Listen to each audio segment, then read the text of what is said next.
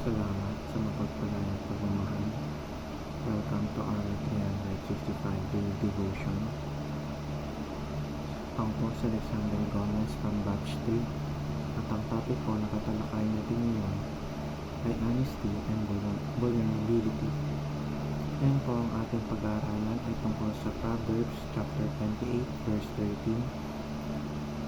At buksan po natin ang ating puso at isip sa magandang salita ng Diyos.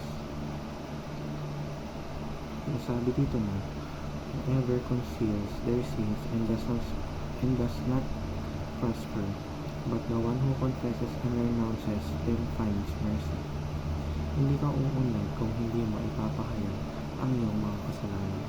Ngunit kung ipapahayag mo ito at tatalikudan, kakahabagan ka ng Diyos. Sinasabi sa verse na, kung sino man daw ang nagpapakamalinis ay hindi magiging masagana ang buhay.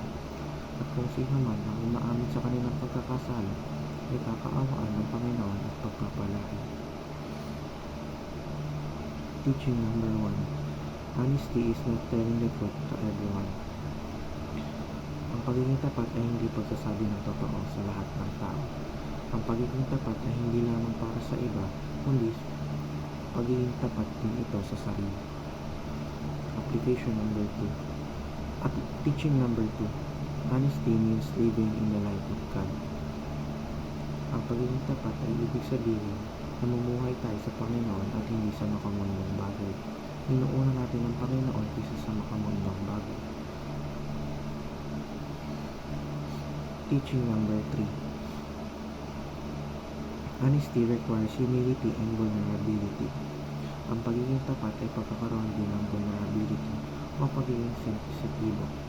Dahil alam natin na hindi porket alam natin ang totoo ay gagamitin natin ito upang makasakit ng ibang tao. Application number 1. Speak the truth to the appropriate person.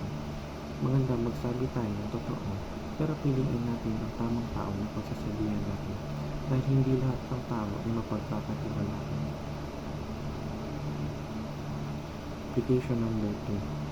Strive for a clear conscience before God.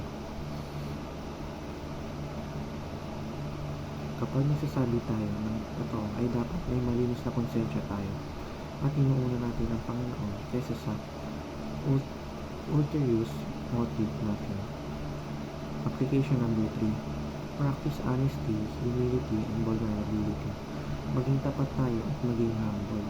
Sapagkat hindi porket alam natin ang totoo, ay magmamataas tayo sa ibang tao na hindi nakakaalam nito. Yun lamang po ang